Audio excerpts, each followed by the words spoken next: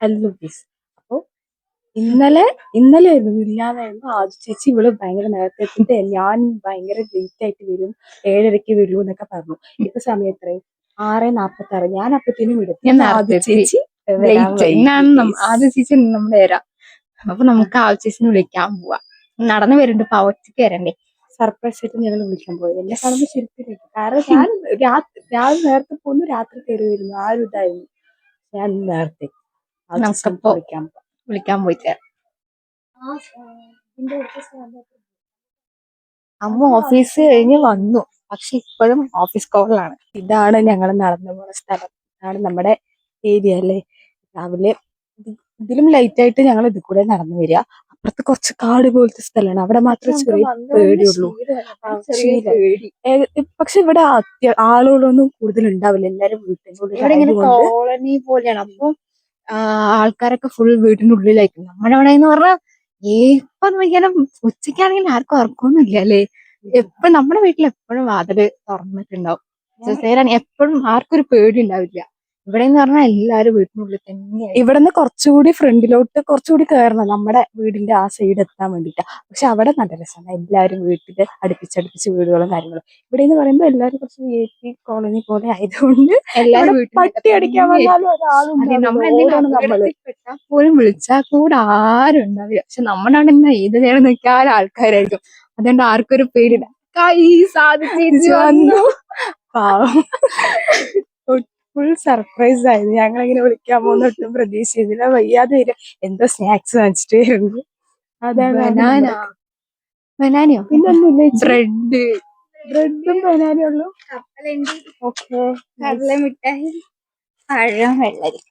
എന്തൊക്കെയുണ്ട്? നേന്ത്രപ്പഴം, വെള്ളരിക്ക, ബ്രെഡ്, കപ്പലണ്ടി ആൻഡ് കപ്പലണ്ടി മിഠായി.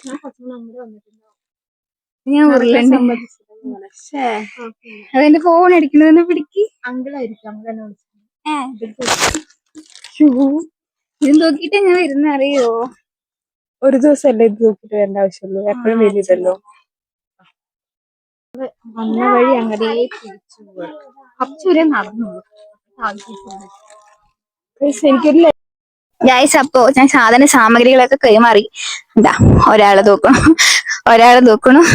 പക്ഷെ ഞാൻ കുറെ നേരം ഞാൻ തൂക്കി നടക്കാൻ തുടങ്ങിയിട്ട്, പക്ഷെ ഇപ്പൊ കൈക്കൊരു ആശ്വാസം ഇതൊക്കെ കൈമാറിയ സ്ഥിതിക്ക്. അപ്പം ഇനി വീട്ടിൽ പോവാ. അമ്മ പുട്ടുണ്ടാക്കി വെക്കാന്ന് പറഞ്ഞിട്ടുണ്ട്.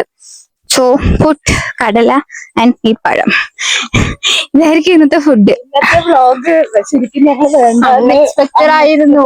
പക്ഷെ എനിക്കിപ്പോ ഞാൻ ദുഃഖിക്കുന്നു, ഇത് തൂക്കാൻ വേണ്ടിട്ട് അതുവരെ വിളിക്കാൻ വന്നു എന്നുള്ളൊരു ഇതാണ് എനിക്ക്. അപ്പൊ ഞാൻ അതുമുതൽ ഇതുവരെ ഇത് വെച്ച് നടന്നു വരുമ്പോ അങ്ങനെ ഒരു ഫ്ലോയിൽ നടന്നു വന്നിട്ടുണ്ട്. ഇത് വ്ലോഗ് എടുക്കാൻ വേണ്ടി വന്നിട്ട് പണി കിട്ടി. കണ്ടാ, ഇത്ര നല്ല സാധനം അവിടെ തൊട്ട് ഇനി പിടിക്കുന്നേ ഇല്ല. കുഴപ്പമില്ല, കുറച്ച് അനിയത്തിമാരെ കുറച്ച് പണിയൊക്കെ എടുക്കാം. നമ്മള് വീടെത്തി ഗൈസ്, വീടെത്തി. ഇതാ ഗേറ്റ് ആരടയ്ക്കും പിള്ളേരെ. എന്റെ കയ്യിൽ ഒരു കയ്യില് ഫോണ്, ഒരു കയ്യില് സാധനം. ഗേറ്റ് അടച്ച് അങ്ങനെ.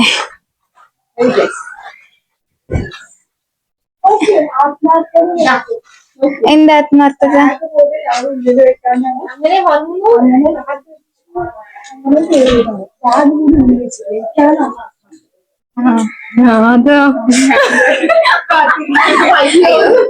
ഒരാൾ അങ്ങനെ ഓടിപ്പോയി ഗൈസ്. അങ്ങനെ വീടെത്തി ഗൈസ്. ഇവിടെതാ കളിയഞ്ച് കണ്ടോണ്ടിരിക്കുകയാണ്.